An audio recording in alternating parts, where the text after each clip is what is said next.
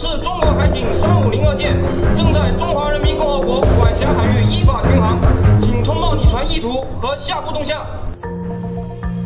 Pinayuhan ng National Security Council nitong Lunes ang mga mangingisdang Pilipino na huwag pansinin ang latest announcement ng China na umpisa sa June 15 ay aarestuhin nito ang sinumang dayuhan na papasok o mangingisda sa West Philippine Sea dahil atin ang lugar na ito, kaya kailangang tuloy-tuloy lang sila sa hanap buhay nila para ipakita na di tayo natatakot sa anumang pananakot nila.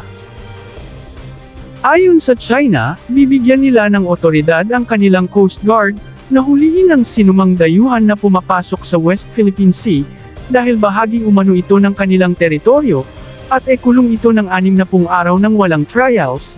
Ito ay nangangahulugang lahat ng hindi Chinese fishermen, mapa-Vietnam man o Indonesian o Malaysian, ay huhulihin nila at ikulong. Ayon kay National Security Council Assistant Director General Jonathan Malaya, hindi pinapansin ng Pilipinas ang mga pahayag na ito ng China dahil wala umano tayong pakialam sa batas nila. At hindi umano dapat magpakita ng reaksyon ang bansa sa pahayag na ito, dahil para na rin nating inamin na may otoridad nga sila sa lugar na ito. Ito umano ay pananakot lamang ng China. Ang parehong pahayag ng China ay inihayag na rin nila ito noong 2021, ngunit hindi naman umano nila ito ginawa. Ngunit paano nga ba kung gagawin nga ito ng China ngayon? Ayon sa Pangulo, paigtingin ng Navy at Coast Guard ang kanilang pagbabantay sa West Philippine Sea upang masigurong maprotektahan ang mga Pilipinong mangingisda. Nanawagan din ang Pangulo sa lahat ng mga bansa na tuloy-tuloy lamang sa paglalayag sa West Philippine Sea dahil hindi ito pag-aari ng China. Hindi umano dapat mapigilan ang mga Pilipino na maging una sa pagpapakita sa buong mundo na ang internasyonal na batas ang dapat masusunod sa West Philippine Sea, hindi ang batas ng China. Tinatawag naman ng Pilipinas ang pahayag na ito ng China bilang mapanghamon at naghahanap ng gulo. Hinding-hindi umano papayag ang Pilipinas na huhulihin ni numang bansa ang kanyang mamamayang legal na naghahanap buhay sa kanyang sariling teritoryo.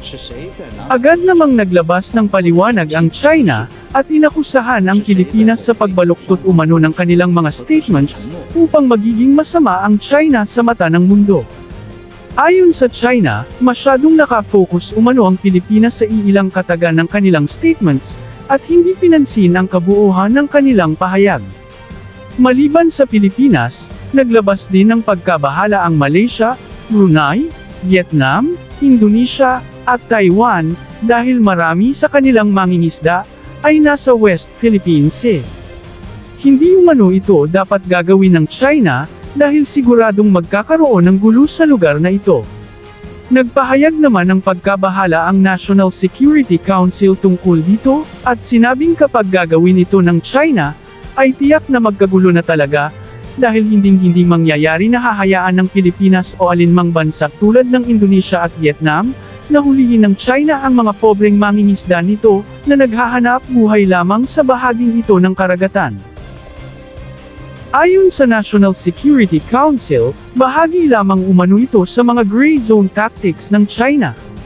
Ang China ay ginagamit lahat ng resources nila upang mag-establish ng puwersa dito mismo sa ating bansa.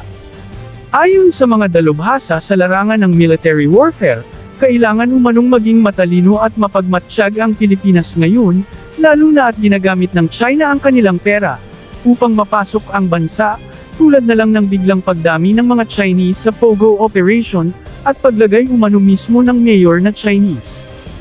Ito umano ay kahalintulad sa ginawa ng Japan bago lusubin ang Pilipinas noong World War II.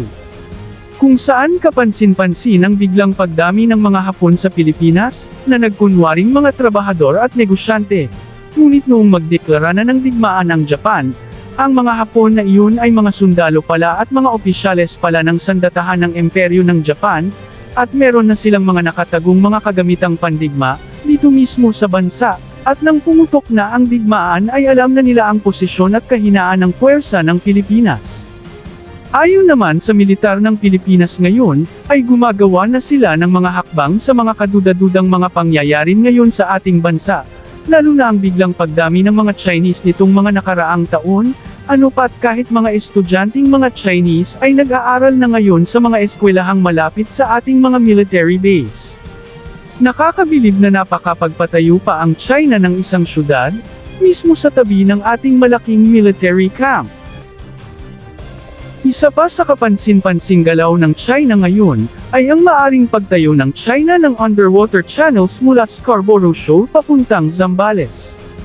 Ang China ay nangunguna ngayon sa underwater technology, kung saan mabilis silang makagawa ng mga underwater channels. Kung mabuo ito ng China, maaring napakadali lang ng kanilang puwersa ang pumasok sa lupa ng Pilipinas, na di madedetect ng ating puwersa. Ayon sa ating mga mangingisda, bantay sarado na umano ng China Coast Guard at militia vessels ang bakanan ng shoal, dahil walang sino mang makakalapit doon, dahil sa may kasalukuyang ginagawa doon. Kapansin-pansin umano ang mga malalaking pipes na inilatag sa gitna ng shoal, at kasing laki umano ito sa mga pipe installations na ginamit sa Quezon City Underground System, na maaring siyang gagamitin ng China para makagawa ng underwater channels mula Scarborough Shoal hanggang sa mainland ng Luzon. Maaring alam ng China na mahihirapan sila sa paglusob ng Pilipinas gamit ang amphibious assault operation.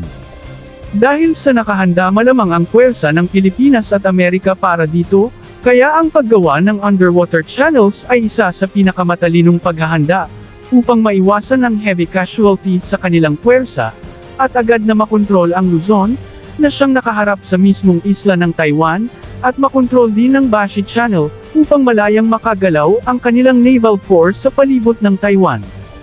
Dagdag pa ng mga dalubhasa, ay dapat seryosuhin ng Pilipinas ang natuklasan na ito ng ating mga mangingisda, at siguraduhin hindi magtatagumpay ang China sa balak na ito, dahil pag nagkataon, ito ang magpapahirap sa Pilipinas at Amerika, na madepensahan ang estrehikong bahaging ito ng bansa, dahil nasa Luzon ang General Command Center ng Hukbong Sandatahan ng Pilipinas, at nandito rin ang sentro ng pamahalaan.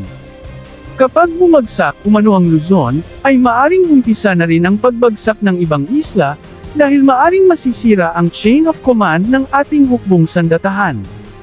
Sa ating opinyon, mas nakabubuting makipag-ugnayan ang Pilipinas sa Amerika, tungkol sa mga nakikitang mga pipe installations ng China sa Scarborough Shoal, at magsagawa ng intelligence and surveillance sa lugar, gamit ang mga makabagong teknolohiya ng Amerika, upang makagawa ng mga hakbang para mapigilan itong sekretong konstruksyon ng China. Kailangang seryosuhin ito ng Pilipinas, bago pa maging huli ang lahat.